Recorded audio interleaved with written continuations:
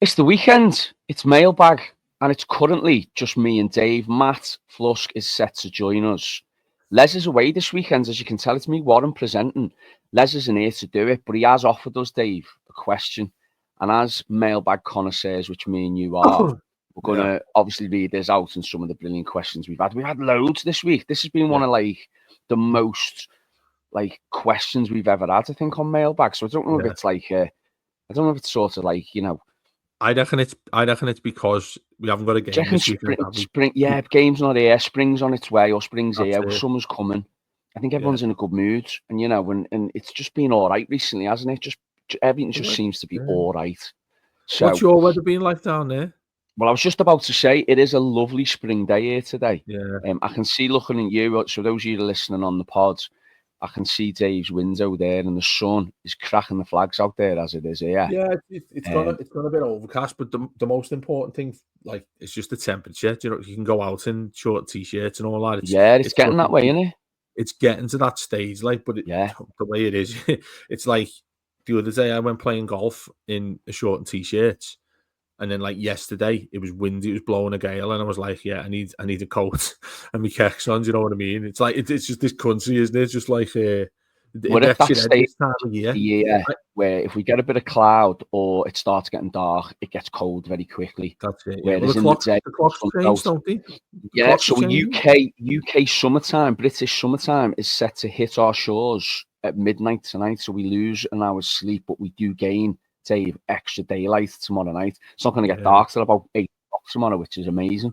I love it. I love this time of year. I hate the winter. I hate the dark nights. Hate the colds. I start feeling a bit more within myself when it gets to this time of year. I love it. So the sun's out, and now that everything are better, and now the Matt's set to join us any second. I mean, it might just be me and you, mate. I don't know what's going to happen here. This is just crap. This is what we want on a Mailbag. This is excellent. Me and you acting like it was Michael Fish who used to do the weather.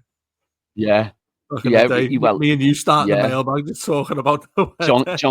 John Kettle, I don't know how British are we talking about the weather, but we have got, as I said, loads of questions to get through, so we'll get through as many as we can. We might have to put a few to Les for next week, but I'm going to start with one from Chris Lee, Dave, because this is quite close to home for me. So Chris Lee's asked, most pathetic detention you received at school, and for Warren, most pathetic one you've given out. So obviously me being a teacher, I've had to do the odd detention, I've had to do the odd stint. But before I go to it, and Dave, and talk a little bit about behaviour policy in schools in 2025, do you want to give us, please, your most pathetic detention, or one of the biggest pathetic reasons you got a detention when you were at school? The pathetic reason, I was thinking of this last night, and I mean, you used to get detention for some of the most basic things ever, because you get a few of the teachers who were just absolute bellends who wanted to ruin your life, and one of mine was this, and it's really, really shameful. But we used to, and I know not many people would say it. I imagine, I want our listeners to get involved in this. But what was your school dinner like? Our school dinner was boss, so I'd always go in. Obviously, they'd have a choice and all that, the hot dinner you want. And I'd go in, and every day I get it. I love, everyone who's listened to this will know how much I love turkey Twizzlers, right?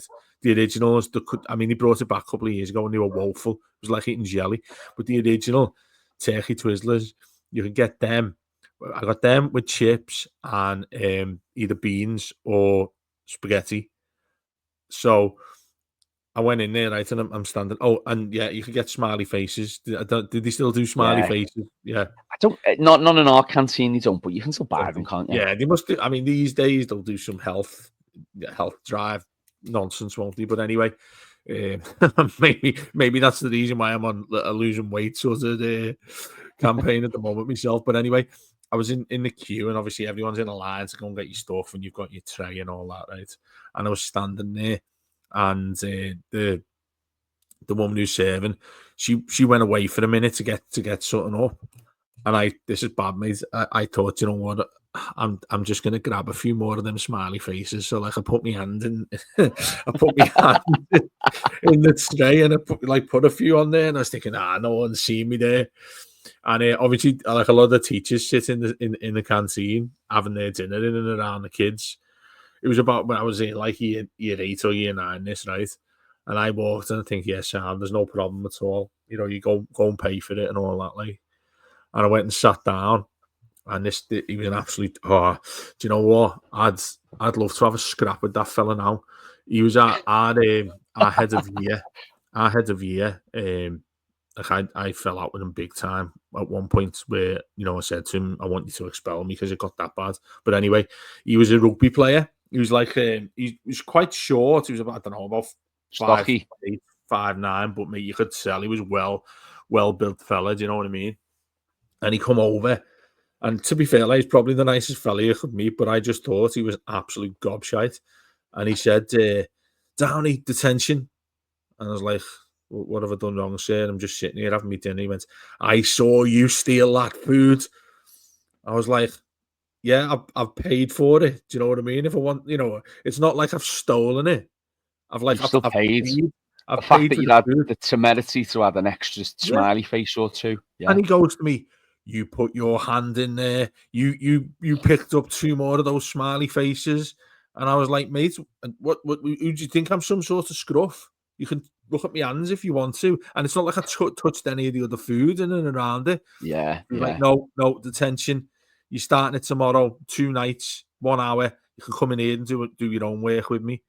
You know, and you're sitting in there with all the kids who were proper little bastards.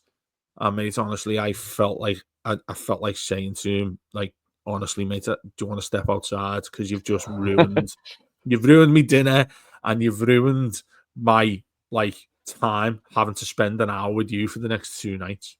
But I know for a fact you're going to have some belters for this.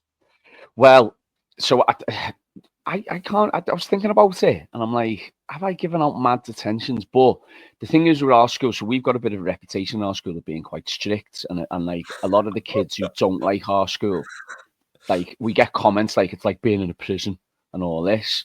But generally, we get this all the time. But if you come into our school, like, and our principal, they call them principals now, don't they? Not heads, because they're all academies. So our principal's very It's much like American, yeah. Our principal's like, if you want to come in and have a walk around, that the doors are always open to people to come and have a tour or a visit. We've got nothing to hide, sort of thing. But we do have some. We are quite militant. So, for instance, we have like lineups of a morning. So all the kids go to a lineup when you've got shooting, and they have to walk in a line. And like the younger year groups have to line up at the end of break and lunches, and they walk like in a straight line to their class, and like they're not allowed to talk and all that sort of thing. So it is like quite militant. But in your school, is it like you're making this sound like no, you know? Right, but you know, from it, right, and I know people listen to that going, "Oh my God, like that's harsh. They're only 12 or 13." But from a teaching point of view, the kids are calm. They come into the classroom calm. They're chilled. Behaviour starts chilled and calm. You don't have everyone rushing around, screaming, shouting, which is a nightmare. But anyway, we've got a system in our school where we have what we call negative impressions cards and positive impressions cards, right? I'm sorry. So I keep laughing here. I don't know what it is. This is probably. I've just got visions. Visions of you. So, I remember my dad used to tell me in school, you know, like the olden days, someone would get a slap, but they'd have the no. cane. So what we no, nothing like that. Nothing like that. Sometimes I'd love to give a right hook to one of them, but anyway. But we have these positive impressions cards and negative impression cards, and what they're on the back of the planners. So they've all got these planners, a bit like diaries that they take into school, and they're on the back. And what happens is, if they do something good, like for instance, they pick up litter, or they hold the door open for somebody, or they get a tick on the positive. But if they do something like, I'm trying to think of a rule now. If they do something like they don't have the right equipment, or they don't, or whatever it is, you give them a negative. And if they get 3 negative ticks, they get a detention on a Thursday for an hour and a half after school, right? So they're there from 3 till 4:30 after school, 90-minute detention. And it's called a senior leaders detention. So it's like the biggest detention you can get. So anyway, me being a PE teacher, right? Yeah. They've got to have the correct kit.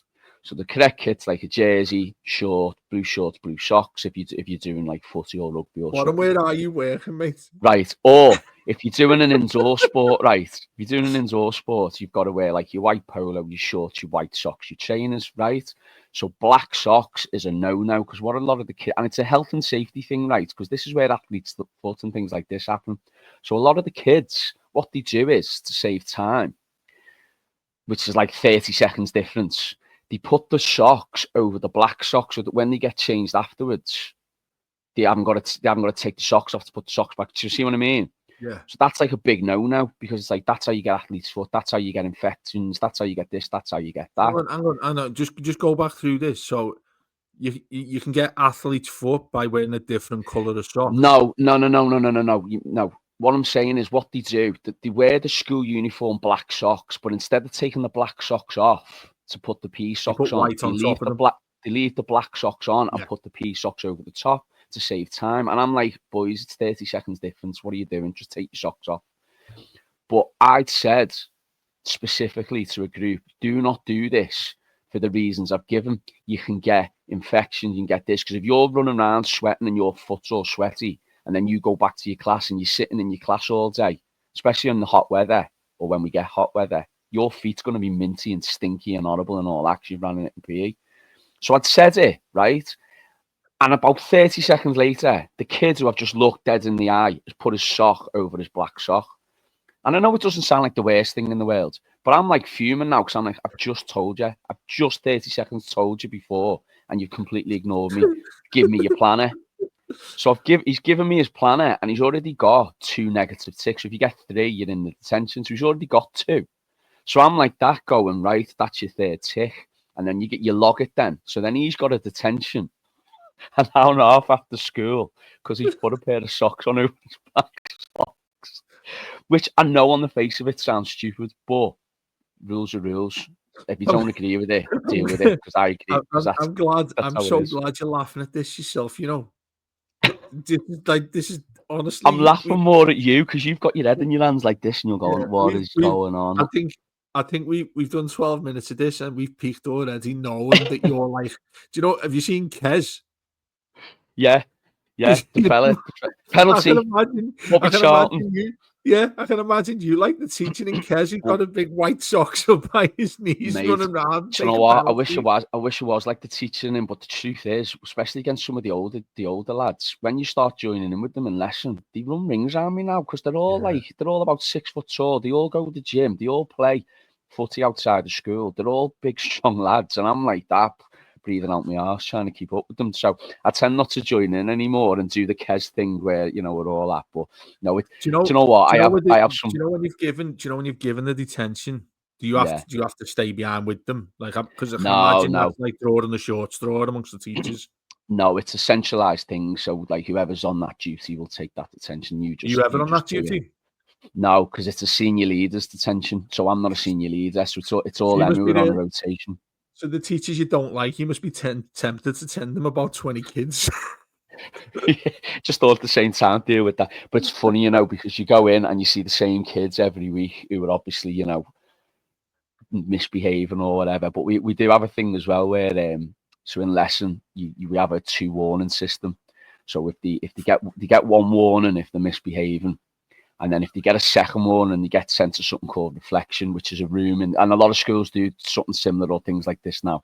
But they have a room in the school where you go in, and if you sit there for 2 periods, and you've got to work in silence, and you've got to pass your reflection period. So that's like a behaviour thing as well. But look, like I said, if a lot of people are going to be listening to this going, God, it is like a prison. But come and visit our school. You'll see for yourself. We've got some of the happiest and, you know, lovely kids in the country. Makes it sound like military school. Matt Flusker's joined us now. Matt Flusker's just entered. Matt, I've killed Dave here with my school's behaviour policy. What's the most pathetic detention you received when you were at school, mate? Quite a few, but the one that stands out to me is in physics class when the teacher had this policy of everyone had to stay in the seats. You couldn't move at all without his permission, and one of my mates needed help with a problem, and I'd finished over there, obviously. So, like, I look round, and the teacher's at a different table. I need to be careful here because I don't want us to get done for libel, but let's just say he was showing a bit too much attention to one particular table full of girls. So I just got up and went round the desk to my mate and started helping him with the problem. And then he stormed over and screamed at me, picked up my book, opened the door, flung it out, and told me to get out of the classroom. Because you wouldn't be allowed to do that now. I was doing his job Yeah. for him. That's bad news, that, mate. But Yeah, I you tell won't you be. what you've just missed. What you've just missed there, mate. Right? The government need contacting over what Warren's job's about, mate. I swear to you. He said he gives kids the cane. You've seen, hey, Matt. You've seen Kes. Oh yeah. Yeah. He's like the teacher, the PE teacher in Kes. I think if everyone's listened to the first 10 minutes of this, they will realise that Dave is wholly exaggerating there, and I'm not unlike the teacher in Kes. I'm just upholding the discipline of our youngsters in society today. That's all I'm doing. He got a cane out. It's better to be the PE teacher from Kes than our PE teacher who was like the drill instructor from Full Metal Jacket. Yeah, I'm not that either. I'm not that. Oh, brilliant. What a cracking way to start, eh? And I tell you what, whilst we're on the subject of talking about sensitive topics, here's the next question. And this is from... Sensitive topics. Sensitive topics, yeah. Here's the next one. This is from Les. Les has got 2 questions, but here's the first of his 2. What is the worst Wetherspoons you've been in? This will be my flush could be all over this, I reckon. I don't go in many Wetherspoons. I've got taste. I don't go in them. Go in them. Well, I've got a couple that have just like, you stumble across them when you're in a particular place and there's nowhere else to go to in the local area. And the one that sticks in my mind is, and I don't know if it's still there now, but in Concert Square, I don't know if it was called a David Lloyd's, or I don't know, David Lloyd's is the gym, isn't it? I don't know if it's called a Lloyd's or something like that. Lloyd's was like a branch of Wetherspoons, wasn't it? Yeah. Lloyd's number 1 bar. Yeah, that's right. Yeah. So it was there. And like your feet stick when you walk in the places. And the only thing is when you get in there, it's like obviously it's for cheap ale, isn't it? But it was one of the worst in terms of like I don't even know why. When I was with my missus, we got food from there, and honestly, I felt ill after getting out of there. The food I don't know, it was about like I don't know, a tenner for the meals, like a full grill or something like that. And I remember getting out of there, and I felt like, why on earth have we been in this place? I'd rather just gone somewhere else, like a chippy or something, to go in there. And there was there, and this one as well. My missus doesn't listen, but when I first ever met her, at Queen Square, when you get off the bus, there's a Wetherspoons right there. Literally, as you get off, there's a Wetherspoons, and that's where I first met her when we arranged the date. And I was thinking, we've been together, we're married now, we've been together 16 years, and now I'm thinking, how on earth did she ever agree to saying, yeah, come and meet me in the Wetherspoons? But I tell you something, back in the day, it wasn't that bad until you found out who owns the gaff, and just a bit of a mad bastard and a bit of a dickhead. It is. I wouldn't recommend. Wetherspoons won't be sponsoring any Blue Room shows anytime soon, will they? No, I don't go in them anyway. I just don't like them, and I think the guy after COVID who owns them, this is Tim Martin. Matt, is that his name? When he basically told all the staff to go and get delivery jobs at Tesco because he didn't want to pay them. He didn't want to pay them, did he? Over COVID, he didn't want to pay them. What was it called? We all got paid over COVID. What was the thing called? Furlough. No, what was it called? Where we didn't work but we got paid? Furlough. Furlough, yeah, furlough. Sorry, I thought you said De Niro. I was like, no, it's not that. I never got furlough. I had to work over COVID. I had to work as well. I had to work and give detentions out. Yeah. Yeah. So Matt, you're one of you. I mean, I know you don't. You're giving detentions out over COVID. Even in COVID. Yeah. Matt, I know you don't drinking them like me, but worst one you've been in? I went to one in Wolves once. It was before the Wolves. We played Wolves away, and it was horrible. It was disgusting, and I said, "Nah, never again. I'm not doing it." What about you? Where's the worst one you've ever been? Can you think of one? Probably the Navigator, to be honest. Most of the time I've been dragged into them, it's not been too bad, because it's like any port on a storm, isn't it? Yeah. So I remember the one in Whitehaven being half all right, just because it's quite big and like they kept it quite well. But yeah, I think I've had to go to the Navigator a couple of times when I've been on the way back from somewhere and waiting for a taxi, and it's a bit one-eyed in there, isn't it? It's a bit odd. I don't think the video from Blackpool, with like the woman dancing around and then like a dwarf in a mullet walks past. It's a bit like that. Do you know what I think the common theme is that we've all said? It's like you never end up in them intentionally. No. It just like it just comes upon you at some point where you're like, do you know what? Do you know what I mean? It's like a half-assed thought, and then you go in there and you're like, what am I doing in here? They're not very. When I was younger, like when you first turn 18, 19, obviously because it's cheaper, and they used to do like, like the fat frogs and the what was done with the ads, put half a pint of lager in it and then added like WKD and Smirnoff, like the Blue Wickeds or the Blue Lagoon or something. Yeah, like the cheapy little cocktails they used to do. So they were all right for that, but yeah, you grow out of it, don't you? When you get a bit older, I'm not a fan of them. I don't think they add anything to British society or culture. That's my 2 pence on it. Second question from Les. What is... Sorry, second question from Les. Let me just get this up on the ticker. There we go. So we've put Grande Rouge are up next. I know I haven't said that right, but I don't speak French, so there we go. Grand Rouge are up next for the Walton White Sox. What is your favourite derby, Matt? Probably 2010, because is that the Arteta and Cahill one? Yeah, because my nephew was being born. He was born the day after, so my brother had to miss it, and my mum took his ticket. Like he was in the hospital, and my mum, I think we were 2-0 up at the time. My mum actually fell asleep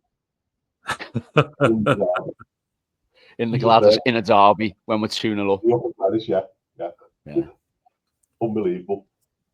We were just looking at it like, what are you doing? Wake up. It's like, I don't like football. It's like, why did you say you did? Well, you say you'd have the ticket then. I remember feeling like, not flat after that game, but it was a Sunday. I think it was a Sunday. And I remember feeling like we hadn't beaten them for ages. And I remember everyone it wasn't really like a bigger deal that we beat them because they were on a bit of a slide. They had like Jay Spearing and players like that, didn't they? I just didn't feel like as big a win as it should have done at the time, but you take anyone you get, don't you? So I suppose. Dave, what about you? Your favourite derby win? It was the 7th. It was like that year that both Everton and Liverpool went like 7th and 8th, wasn't it? There was a couple of seasons when that happened.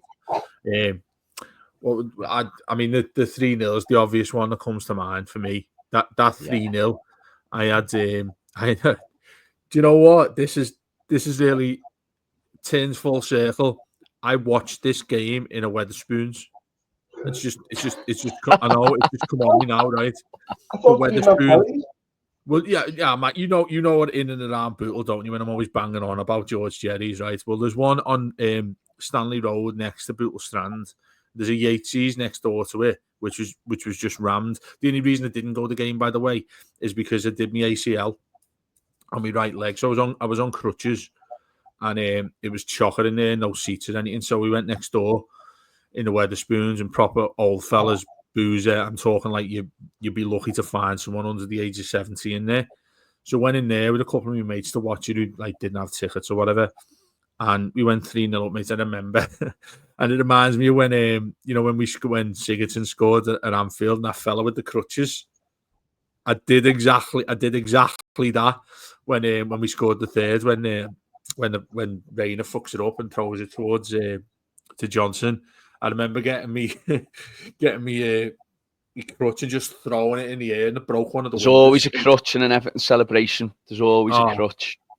I broke one of the lights in there. Do you know what I mean? And like I was thinking, I need to get out of here. And if you remember that game, it was an early kickoff, and the weather was amazing that day. I'll never forget how warm and lovely it was that day. And we won that game, and my sister and my brother-in-law were picking me up after it to go to our caravan in Wales, and I got absolutely shit-faced. They're both Reds, by the way. And we were driving there, and I'm not joking, about like 3 or 4 times on the way, I needed to get out the car to knock it. And they were fuming, absolutely fuming.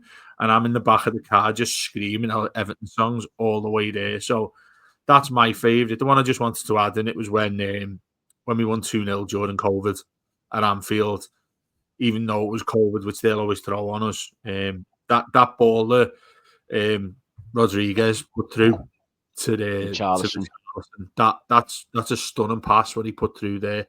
And that I'd obviously never forget that because we haven't won there since, have we? So, you know, a long time before.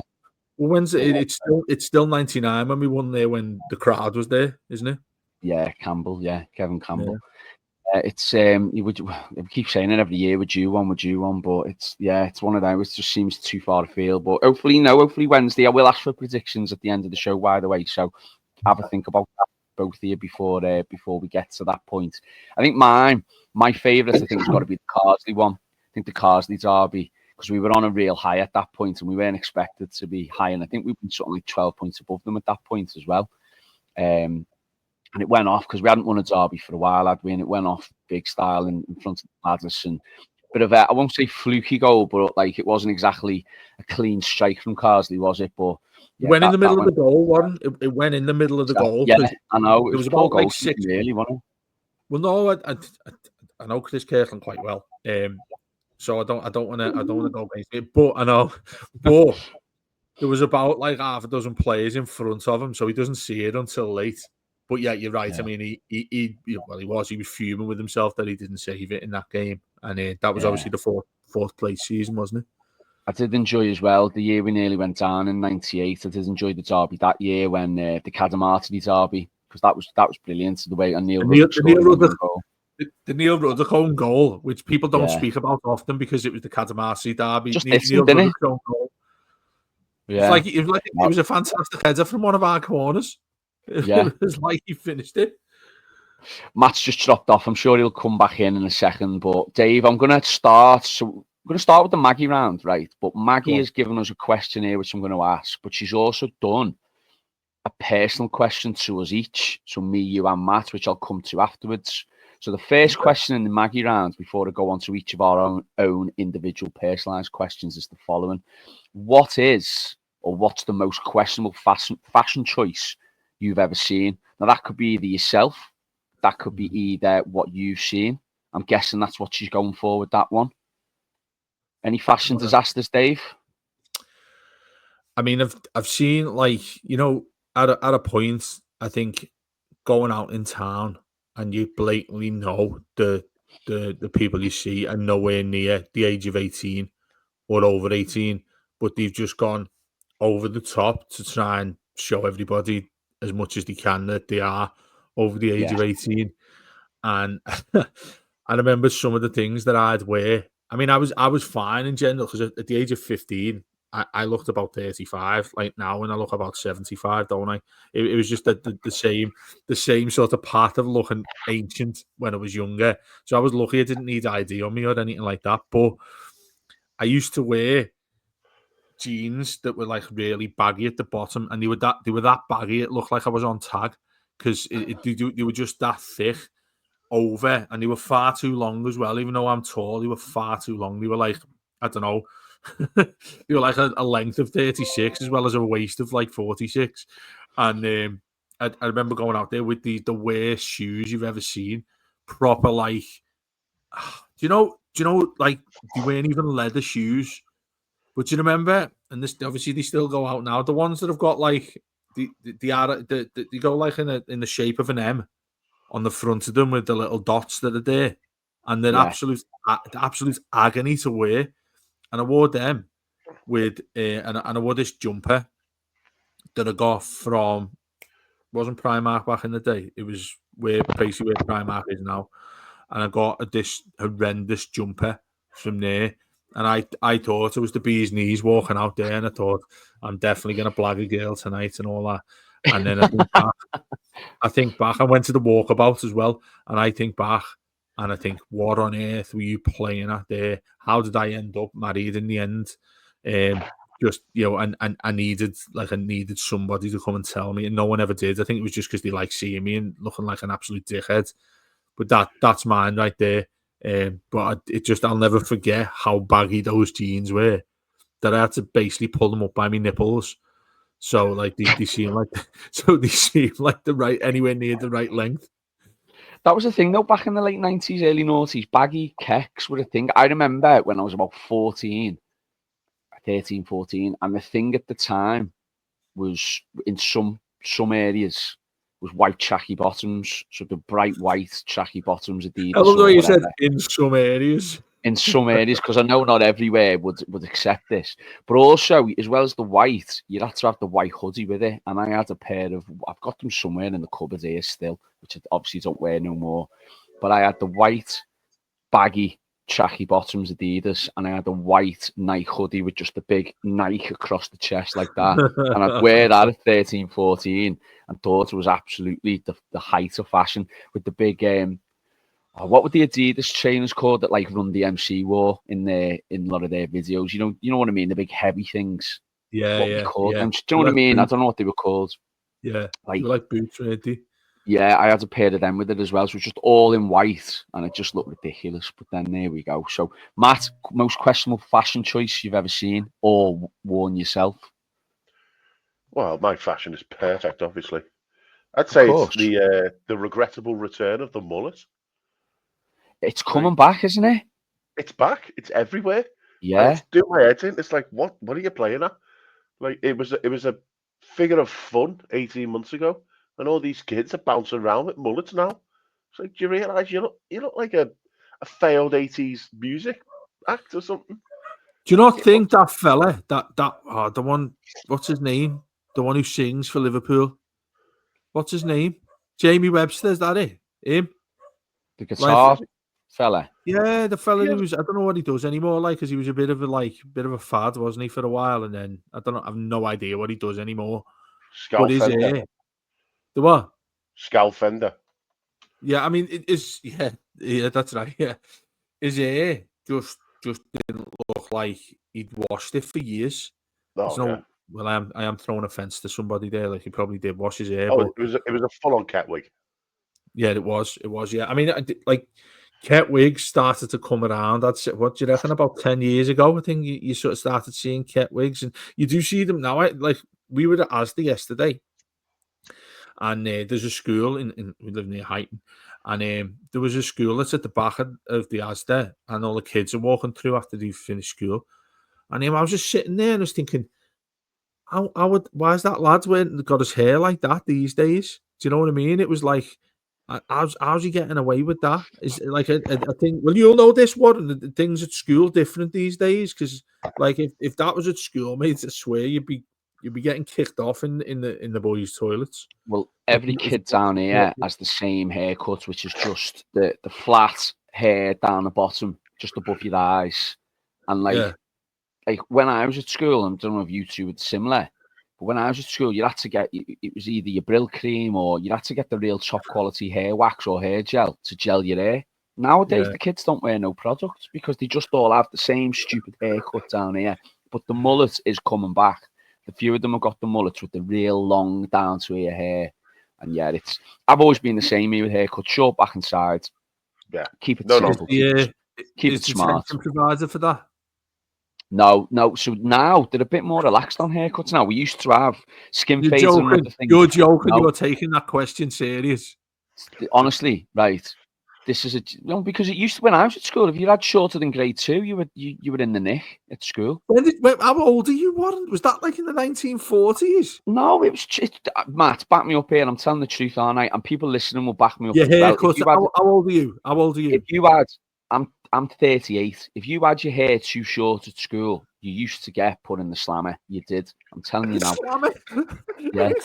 Where have you been? Where have you been, mate? But honestly, now, but the more relaxed on haircuts now. The skin fades are a big thing now.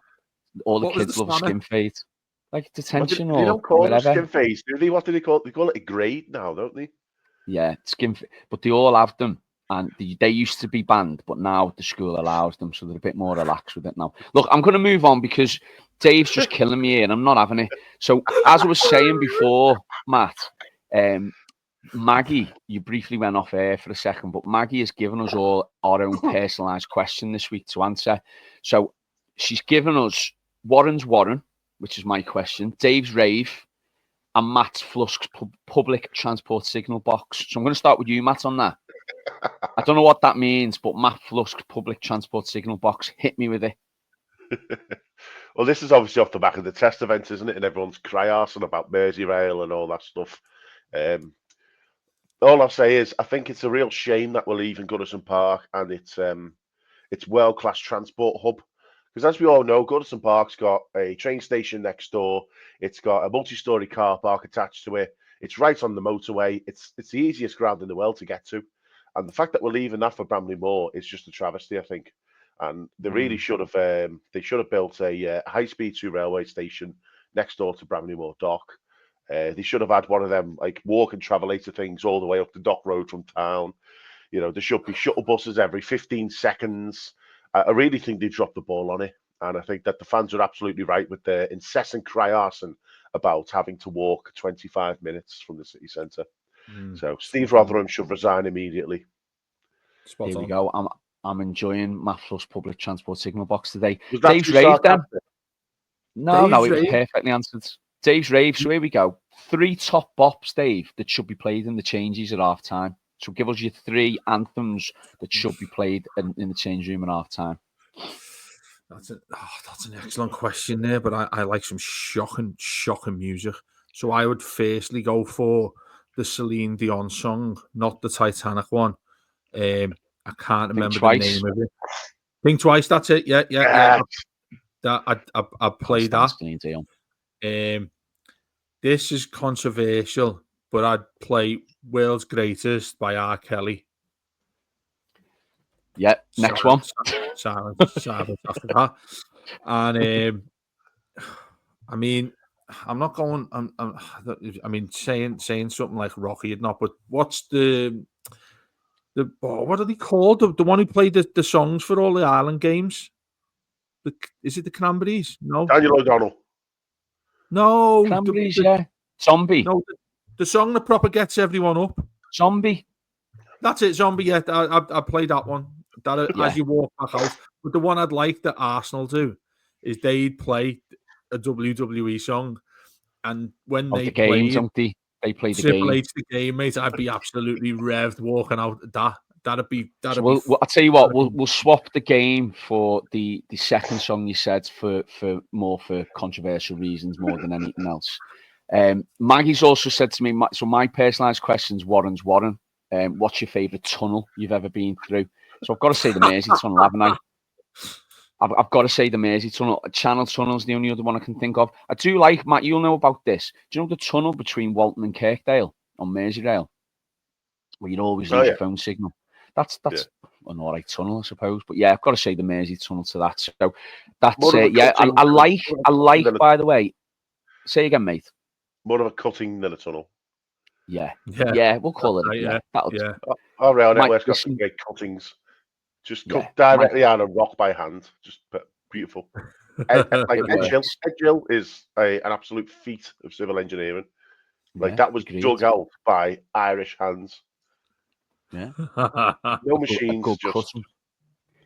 I must admit, I do like an individualized, personalized question. So Maggie, if you could in future, for whichever guests are on, do something like that again, that'd be great. Sure, I really enjoyed that. Yeah, I love it. Can she start asking Warren's school? Just school like, moments of the week or something. Yeah, Warren's Grange Hill or something like that. Or like all right. Like I've got the question. I've got the question for the title of this, and we're going to use it. Does Warren use the cane? That's going to be the title. I think it should be Black Sock Detentions, but there we go. Yeah. Right, next question. We better move on because we've got loads of them. I'm not going to say it. From Tangled Up in Blues. You need to listen back to this when you get a chance. If you obviously you'll have missed this about black and white shoes there that Warren just cracks the whip. Unbelievable. Unbelievable. You're making me out to be that fella from Kes, and I'm not him. Anyway, look, shut up. So this is what we've got. The next question from Tangled Up in Blues. He said, there's been a lot of talk about Moyes having a great eye for the player. True. But in his first spell as manager, he also signed a few who are not up to scratch. Who was his worst signing? Dave? Oh, that's a belter question, that, isn't it? Who was he? There's one immediately that springs to mind for me. Yeah, I know, and I don't know if it sounds particularly boring, but if you were going to say Krolzer up, then it probably was him. Krolzer up, yeah. I mean, I can't. Do you know what? It's like on average there was 1 or 2 a season, I remember we got Matteo Ferrari, and I don't know whether this is overly harsh because he didn't play much because he was injured, but I've no idea we got him. But also Lee Weifeng, I've no idea. Well, did it happen in association with sponsorship that we had because we got him and Lee Tai? Is that right? And Kazan, wasn't it? That's what it felt like. Kazan deal. Lee Tai, I say it to this day, Lee Tai was fine. He was sound. But it was an absolute fluke that he was any good. Because there's no way David Moyes was scouting and found Lee Tai and thought, you know what, I'm bringing him in. He's going to be a top-class midfield player for us. And he was absolutely fine. He was all right, yeah. He was okay. I mean, he played that one season and just completely sort of went off the boil, didn't he? Went to Sheffield United, didn't he? I think he's still there. No, he's in the Slammer, isn't he? In China for betting or fraud or something. He is. The Slammer, though. Yeah, he is. Matt, Moyes is worth signing. Since we've already done Crow Drop, yeah, I don't know if this is going to be a controversial opinion, but I reckon James Beattie was pretty bad. Oh, yeah, that's a shout. Because we spent like $6 million on him. Like he was our record sign at the time, wasn't he? Yeah, he was. Like, I know it's been broken many times since, but he's only scored like 13 goals for us. Yeah. 2.5 seasons. I thought it was more than that. You know, is that all he scored? No. It's really best season for really him. Low. He got 10 goals. Like he was a very, very poor striker for us. That's why we ended up do you know what? He was flying at Southampton before we signed him as well, and I thought we've actually got someone who might put a few in for us here. On the quiet, he was like a bit of a Shandy Van der Meijden. Like he turned up in Liverpool and he just got on the pitch, didn't he? Yeah. Like I've heard some stories about him and like front players, and he was like just always on the pitch. Do you know, it's interesting you mentioned BT there because if you remember, he signed from Southampton, and I think he scored against them. It wasn't his debut, I don't think. I remember his debut was against Plymouth away in the FA Cup, but it was pretty quickly he scored against Southampton after he signed for us. And the one good moment I do remember was against Fulham, and he scored a chip from just outside the 18-yard box. That was a great goal, yeah. Yeah, it was a stunner of a goal, to be fair to him. But yeah, I mean, it's not for me to say. It's sort of, you know, me saying this is very. It's ironic for me to say it, but he always looked a bit chunky to me for being a professional player. Did old James Beattie? Yeah, he seemed to run in slow motion, didn't he? Like he was running in treacle or something. He never quite had that smooth speed across the ground, did he? Really? Do you know what? I'm just looking. I've just had a little look here at Moyes' signings when he first come in, and he had generally made some very good signings, but there have been some howlers in there. But there's one player I've just found here, just reading about, who I was so excited when we signed him because I thought he was going to be such a good goalkeeper for us, and he turned out to be just awful. And it was Richard Wright. I was so excited when we signed him because I thought he was tipped to be England's number one. He was tipped to be a big player for the future. He'd had such a good career at Ipswich, and he was just dreadful, wasn't he? He was out the door after the season, really, wasn't he? So, yeah, out the door. I think I'll go. And yeah, that injury at Chelsea when he stepped on the frigging do not go on the pitch sign. Yeah, oh my god, just something. Already fell out of his loft. Yeah. Right, next question's from Jake Latchford 1 on Twitter. He said, and a bit of back to basics here, mailbag basics with this, and I like this question. This is why I've thrown it in there. What's the biggest animal you could beat in a fight, Matt? Christ. What animals are big and docile? I suppose if we're on land, it'll be a whale, wouldn't it? It'd just suffocate. I'd just kick it. So you'd actually, I think part of that. Get it out to sea. You get it out to sea. It wouldn't suffocate, would it? It'd die of dehydration. Yeah. Yeah, but you'd have to go out and bring it in, I think. You could stand on the beach in Scotland and wait for one to wash up. I was going to say, start kicking the fuck out of it. You're waiting for the Loch Ness Monster there. I reckon. It's a cracking question, isn't it? I reckon I could take a 3-year-old bear. Specifically 3. Specifically 3 years old. And not that I want to, because it'd be like proper cute little 3-year-old bear. But given what the bear was going to be on the edge of, like bear puberty or whatever it is, I reckon I could handle a 3-year-old bear. And the other thing as well, I was only thinking about this, when you watch Jurassic Park as well. Do you know when Nedry, the fella who looks like me, the fat fella who ends up getting killed by the Dilophosaurus, and he just squirts a load of whatever it is at him, and he ends up like Newman. What? Newman. No, his name was Nedry. That was it. Nedry. Is he the one from Seinfeld? Oh yeah, that's right. Yeah, the chunky fella with the glasses. Yeah. And he ends up trying to get. He falls his car 'cause it's pissing down, doesn't he? And he tries to get the car out, and the Dilophosaurus, it comes in front of him. He just seems like a nice, cute little dinosaur, but he's got them things that come out of his ears, and then sprays him with all of this, like, I don't know, like this toxic stuff. I reckon I could take him, and he gets killed by that as well. So I reckon I could take that one out. And a Stegosaurus. Stegosaurus. I've been playing a lot of. I've played it before and completed it before, but I've been playing a lot of Red Dead 2 again. And one of the features of that game is you've got to do some hunting on it. And I'm trying to get this moose, and you can't find the moose for love nor money. It's one of the rarest animals in the game, but they're quite vicious. But if you get them on the half turn, you can knock it out, I reckon. So I'm going to go for a moose. I'm going to reckon I can beat a moose. I know there's probably listeners in North America listening to us who are going, have you actually seen how big a moose is in real life? So probably laughing at me giving that answer. Yeah, they're massive. So I might have to revisit that 10 answer. 10 feet at the shoulder. I know, but I still reckon I still reckon. Rugby tackle it or something. Do you know what I was thinking Warren, just before you carry on there? One of my original story was going to be a swan, but swans are little bastards. I reckon vicious then. Swan would take me. Yeah, never mind me taking the swan.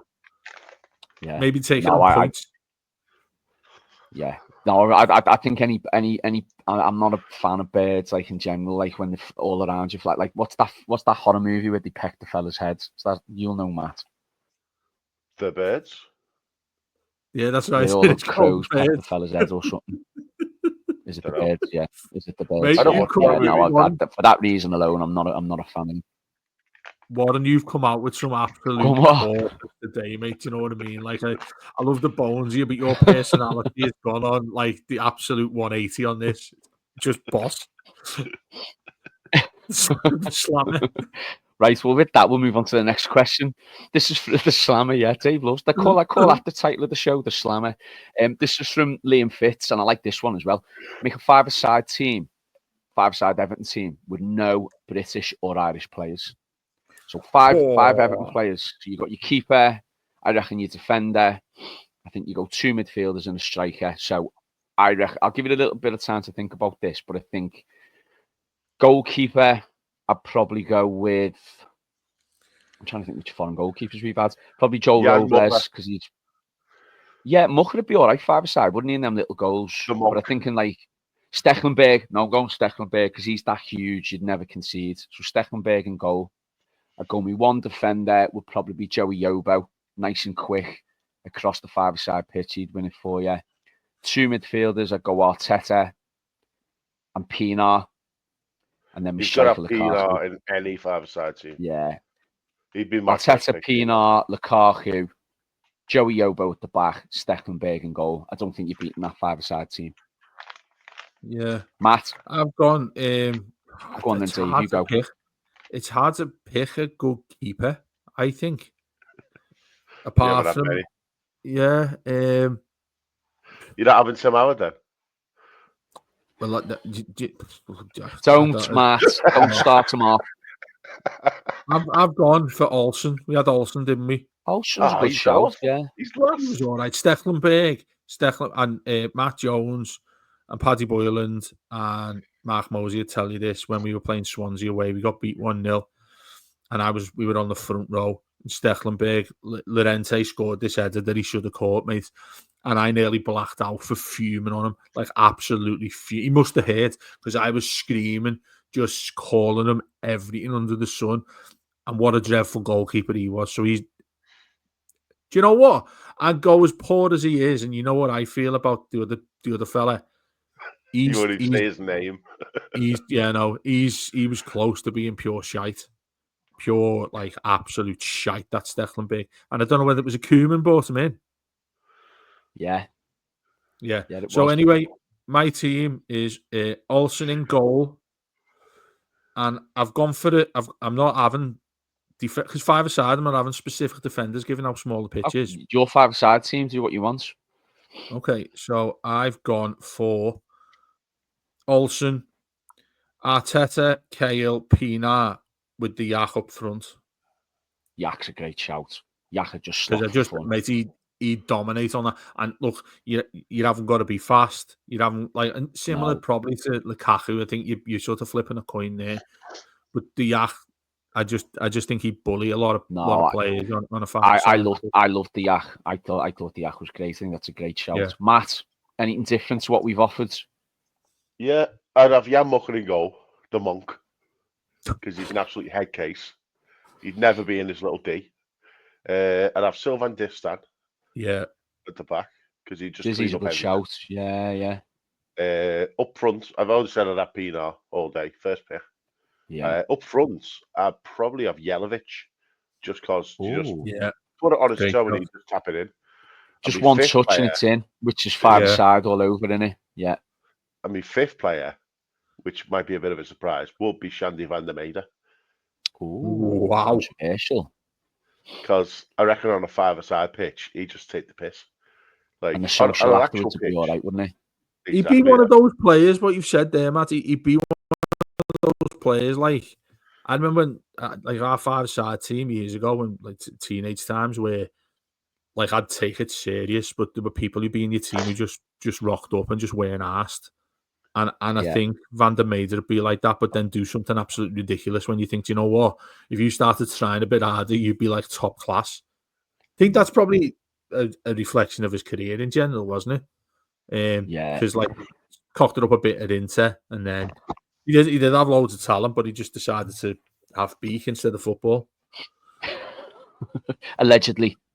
I'm saying it now. We can't sue. No, I'm saying allegedly. Anyway, final question. Shut up. Final question. You're not slagging me off. You're not slagging me off on my own show. I know. I promise you what I'm saying is there. I interviewed Van der Meijden, and the interview somewhere in the Blue Room archives with me interviewing Van der Meijden, and it was quite funny because he was quite clearly intoxicated when I spoke to him on the phone. Allegedly. So, anyway, allegedly, yeah. Right, final question, both, and it's flew by this 50-odd minutes that we've done so far. It's your fault. If Everton, and this is from, by the way, our good friends at the Good Times podcast. If you haven't subscribed to their show, absolutely brilliant. I was listening to 21-22 today, and it's very funny, the two lads who do it. So give them a listen, give them a follow on there, wherever you get your podcasts. If Everton were to get rid of Castore, which kit manufacturer would you want to replace them? Now, I'm one of them. I'm not too fussed if we don't get a Nike or an Adidas. I know you've got slightly different views on this, Dave, because I don't like the fact that when we had Nike, for instance, it was just a template. I loved the Hummel, was quite personal, and I loved some of the gear the Hummel did as well outside of the kits. I do like a bit of an obscure make when they take over, so someone like a Joma. So we use a lot of Joma at school for the kits, and they're really good quality. So someone like that, something a bit obscure, I'd be up for something completely different and completely just someone who, and I think Hummel were brilliant at getting us. And I know they weren't the biggest. I know we didn't get, the money that the likes of some of these top clubs get from Adidas, Nike, and all this, but I would have no issue going back to them. I thought they were great. Matt, what about you? If we were to get rid of Castore, who'd be the kit manufacturer for you? It'd be Hummel. Like, they had personality. Like, the socials were great. Like you say, the gear, the non-football gear was top class. Like, it just looks great with the chevrons. Like, one of the first non-footy gear things that they made for us was that blackout trackie with, like, the white chevrons down the arm. And like a blackout badge. I thought that was like I don't wear trackies, so I didn't get the jacket, but I think got the shorts somewhere. But I just thought Hummel were great, and I was gutted to see them go. And Uh, the sooner we get rid of Castori, the better, because I think it's just soulless crap, scary gear. It's just, and Yeah, the it's not for quality me. terrible. Yeah, I've got a top in there, and I think the players used to wear, like they wear now, the jackets when they come out onto the pitch, and then they take them off and they put it into one of the kit bags for the kit man to take. It was the blue. It looks like a coat. It doesn't look like a training jacket. It actually looks like a coat, but it's like a round neck. It's navy, and it's all like the badges in navy, the chevrons are in navy, and it looks with a pair of jeans and t-shirts, and like this time of year with the spring, it looks really, really smart. And for a training jacket, which is what it was sold as, it's actually a really nice, fashionable one. I thought they were great. Dave, what about you? Who would you go for? So, when as you're doing this, I've wrote down loads. So, like, you put Nike, Adidas, I've put Umbro, Joma, Lecoq Sportif, Fred Perry, Uniqlo as well, because he was on that was on Novak Djokovic for years. That they did. I'd take just Scouse wise, just a little nod towards Scouse wise. I'd have Lacoste. I don't think Lacoste have ever done a football kit. Having said that, I know the way Castori is like, what, 80 quid for the top.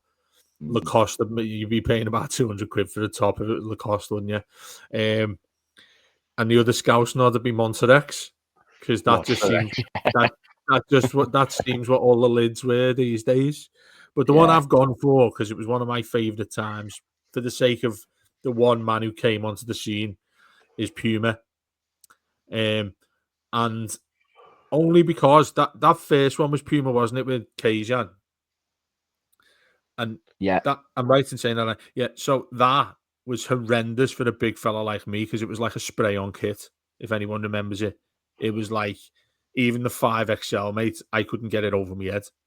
So, but having said that, the season after that, it was quite. I just had a white collar around it, like a circled white collar. And it reminds me, and we had a yellow one as well with the blue shorts, and it more so reminds me. I remember Rooney was wearing it when he got sent off away at Portsmouth, I think it was. But that Everton one, the second season, was just like a bog standard blue with the white. I mean, I like the simplicity of a kit a lot more than, the aways. You do have your various favourites, because they can do what they want with the aways and the third kits these days. But I go for Puma. I think Man City had Puma as well. I think Arsenal had Puma, and he makes some really smart stuff. Arsenal had some nice kits there. Yeah. So Arsenal. It's funny, when I was away. Go on, sorry. No, I was just going to say, when I was away in the States, I was away years ago. I was away, and that was when Ons, and I'm not saying use them as a manufacturer, but Ons were first out, and I thought these are going to make it back home. These, and then within 2 months, I came home and everyone was wearing Ons, trackies, chains, the lot. And when I was last over, there was a brand over there called Unreal, and I think you might have heard of them, Dave, because they're more specialised in golf. UNRL, Unreal. Yeah. And I bought a top, a hoodie over there. It was the most comfortable thing I've ever worn. It was just really smart stuff, and it was an Unreal one. And I thought these are going to be the next big make to come over this way, come make over our shores. And I haven't seen many people wearing them yet. And I think it is probably because they are a more of a golf make than anything else. But if they branched out into sportswear, they'd be unreal, because the quality on them are amazing. And I think for older fans, well, I say older fans, for fans of our age group, I think that's what we look for, really, isn't it? However, the kit looks great, but what about all the other stuff that they come with it, like the fashion stuff that they bring out, and like the trackies or the polos or the shorts or whatever, they go a long way. And I think that someone like an Unreal or an On or a Puma, like what you've just mentioned there, Dave, would bring out a lot of nice fashionable stuff as well, wouldn't he? It's amazing how many different brands there are these days. It's just got me looking, like, writing all of them down. And obviously Umbro or Lecoq's Lecoq Sportif's Everton's glory days, isn't it? It's no more now. Lecoq, he went out of business, didn't he? I know. Yeah. And they're obviously legendary for us. And then Umbro, I always associate Umbro with Everton, like he'd always associated Adidas with the shite. And in that one season with Nike, I have to admit, I was made up. We got Nike because how old was I? I was still in like early 20s. But Nike was like, Nike's the number one brand, isn't it? In everything these days. You look at all the other sports, it's always Nike. But I remember at the time, and it was when we had that horrible badge as well, wasn't it? Which was a bit of a shame. That one season. Yeah. Oh no, I think we had Nike for 2 seasons. I think it was. And that, like, that away kit, one of the best. It'll still stand as the best kit we've ever had away from home. That the yellow one with the blue at the top. We beat Aston Villa away. Lukaku scored and Leon Osman scored, and it was when the Boca Juniors one, the Boca Juniors style one. It was when Tim Howard made an amazing save at a penalty from Benteke at Villa Park. So there you go, Tim. Once in my life, you'll get a doff of the cap from me. Tim Howard made an outstanding save, and that's all you'll ever hear from me. Bombshell. Well, I was going to say I think it's best to leave it there, but I do want some predictions for Wednesday because I know we're going to be on the Blue Room, Dave, coming up. There's going to be lots of chat and lots of preview with the game on Wednesday at Anfield over at Shelbyville. So, Matt, predictions for the derby on Wednesday? We'll do them. Go on, do them 1-0. 1-0. 1-0. Dave? I mean, I'm still trying to cry it in that it means nothing whatsoever this game. We're safe. They've won the league. And I'd love to see us go out there and just have a go, like a proper go, not like the old-fashioned Moyes, let's just try and have one shot on target, and that is eventually it. I don't know. It'll be a good test of what Moyes is like these days, won't it? How he sets up in the likes of these games compared to what it was like when we go to there in the past, where it was a horrible game to watch. I'm gonna go for the 2-2 draw. Ooh, Dennis, same as the home one. Yeah, I think I would take a draw right now. If we could go 10 games unbeaten, I think that'd be massive for us. But yeah, I think you're right, Dave. I think it's a foregone conclusion what's happening. I think now with the league, both at the top and the bottom, and really when your only excitement, and I say excitement in very big quotation marks, is who's going to win the race to finish in the European spots.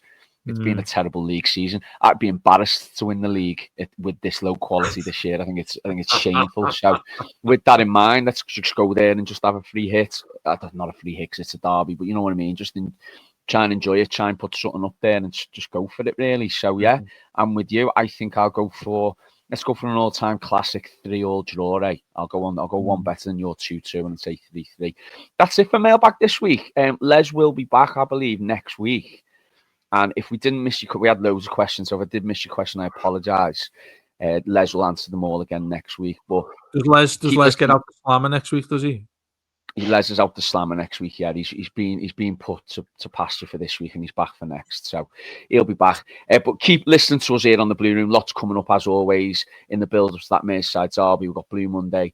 We've got Byline coming up, and then Dave. What I've said is I've messaged Roger to ask him if he's up for this, and I think he is. We're going to do a live post-match day after in the pub, me and Roger, because I had a pint with him last week, and Roger's good value.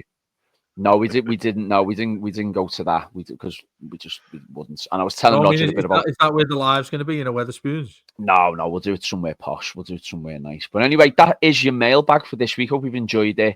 Hope you've listened and had a laugh with us this morning on this Saturday as we record. Enjoy your weekend, enjoy the spring weather, and up those sexy toffees. We'll speak to you soon.